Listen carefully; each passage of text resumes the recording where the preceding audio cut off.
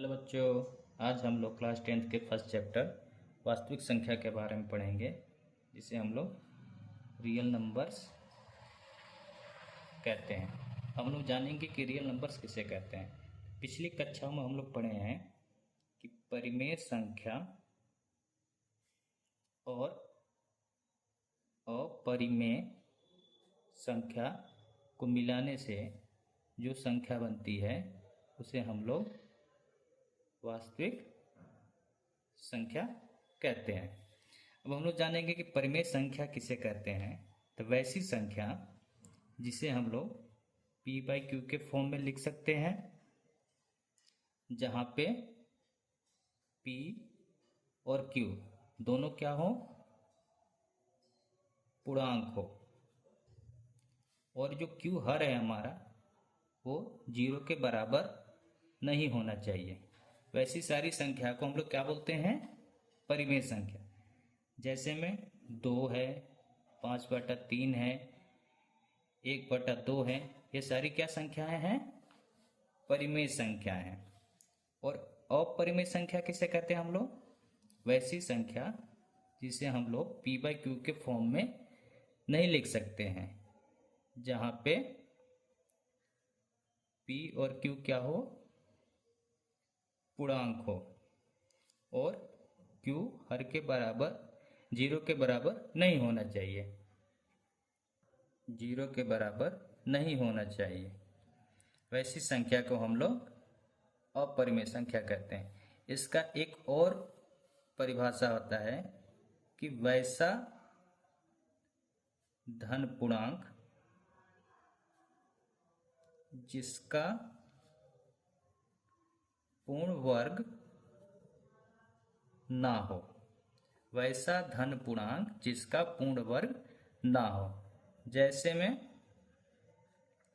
√2, √5, √7, ये सारी संख्या सब क्या हैं, अपरिमेय संख्या।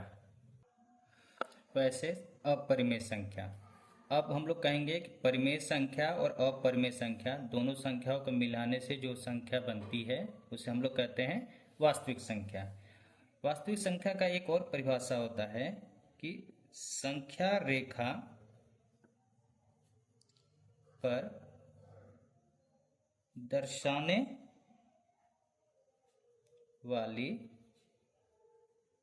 सभी संख्या को वास्तविक संख्या कहते हैं।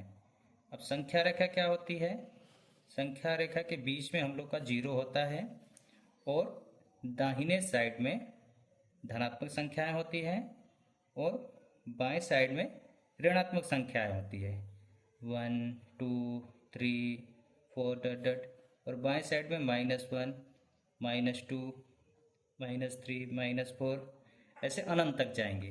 जैसे संख्या 2 है, 2 परिमेय संख्या है, तो यहाँ पे हम लोग ऐसे 2 को दर्शा देंगे। जैसे √2 है, अपरिमेय संख्या है, इसका मान होता है 1.414।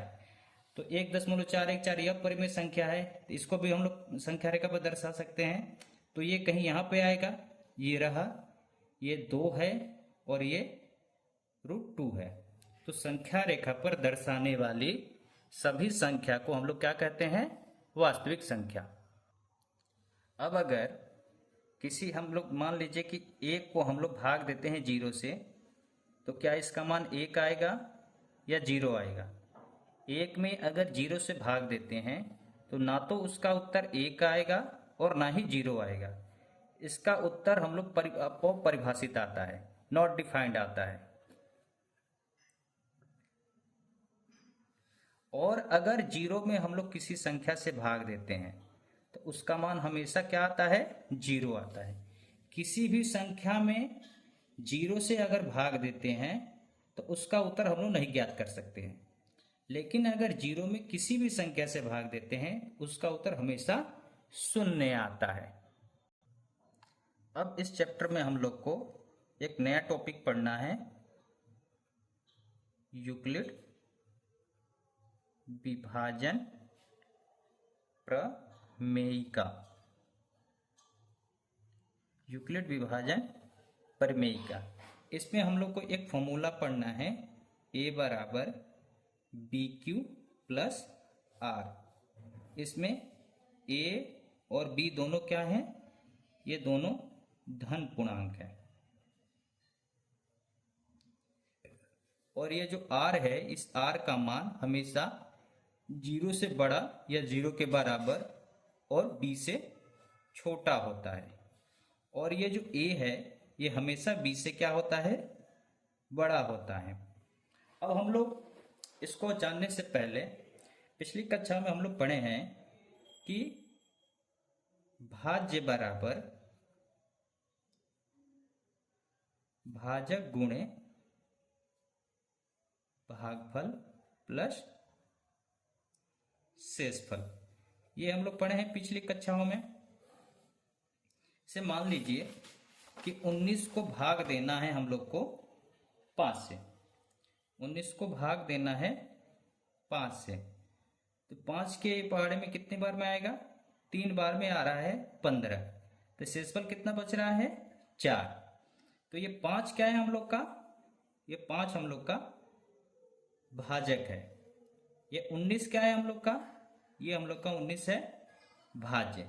3 क्या है? ये है हम लोग का भागफल। और ये 4 क्या है हम लोग का? ये हम लोग का शेषफल है। अभी हम लोग भाजक को क्या बोलते हैं?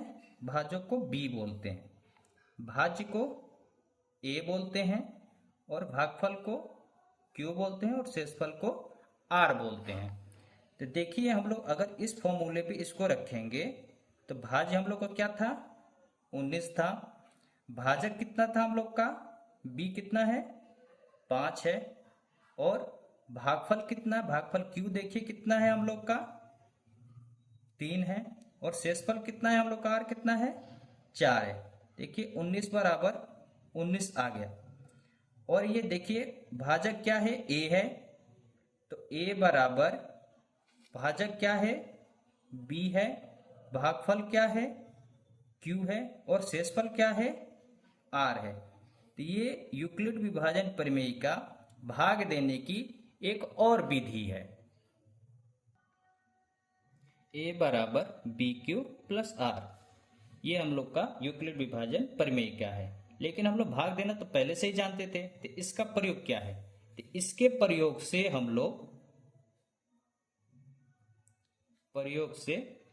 हम एचसीएफ निकालेंगे। बच्चों, एचसीएफ क्या होता है? एचसीएफ होता है हाईएस्ट कॉमन फैक्टर। वैसे दो संख्याओं का अगर एचसीएफ निकालना है, किसी भी दो संख्याओं का एचसीएफ निकालना है, तो दोनों संख्याओं में वैसी संख्या, बड़ी से बड़ी वैसी संख्या जो दोनों संख्याओं को पूर्णतः विभाजित कर दे, उसे हम लोग क्या बोलते हैं? एचसीएफ बोलते हैं। जैसे मान लीजिए कि एक संख्या दिया है 455 और एक और संख्या दिया है 42। इन दोनों का हम लोग को यूक्लिड विभाजन प्रमेयिका से इन दोनों का एचसीएफ ज्ञात करना है। एचसीएफ ज्ञात करना है। कैसे ज्ञात करेंगे? तो 455 और 42 में बड़ा कौन सा है? 455 है। तो ए क्या हो जाएगा हम लोग का? 455। बी क्या हो जाएगा? 42। तो हम लोग को फॉर्मूला पता है, ए बराबर बी क्यू प्लस आर। ए की जगह पे रख देंगे 455 को, बी की जगह पे क्या रखेंगे? 42 को। अब 455 में 42 से भाग देना है हम लोग को। तो ये देखिए कितने बार में जा रहे हैं? 10 बार में जा रहे हैं। 10 बार में कितना हो जा रहा है? 420। कितना बच रहा है हम लोग का? 35 बच रहा है। देखिए शेषफल हम लोग का 0 आया? नहीं आया। अगर शेषफल हम लोग का 0 नहीं आएगा तो इस प्रक्रिया को हम लोग को फिर दोहराना है। 455 हम लोग का क्या था? भाज्य था। 42 क्या था? भाजक था। 10 क्या है? भागफल है। और 35 क्या है हम लोग का? शेषफल है।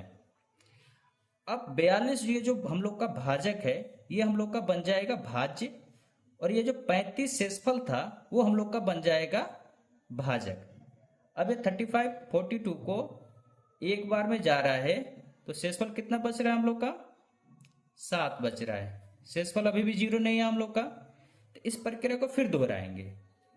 अब हम लोग का ये 35 जो है 35, ये हम लोग का भाज्य बन जाएगा, और ये 7 शेषफल है, ये हम लोग का भाजक बन जाएगा।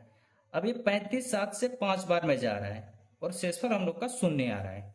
शेषफल जब शून्य आ जाएगा, शेषफल अगर शून्य आ गया तो ये जो भाजक है हम लोग का, यही हम लोग का एचसीएफ हो जाता है। ये जो भाजक है 7, यही हम लोग का एचसीएफ बन जाएगा। एक क्वेश्चन और हम लोग देख लेते हैं।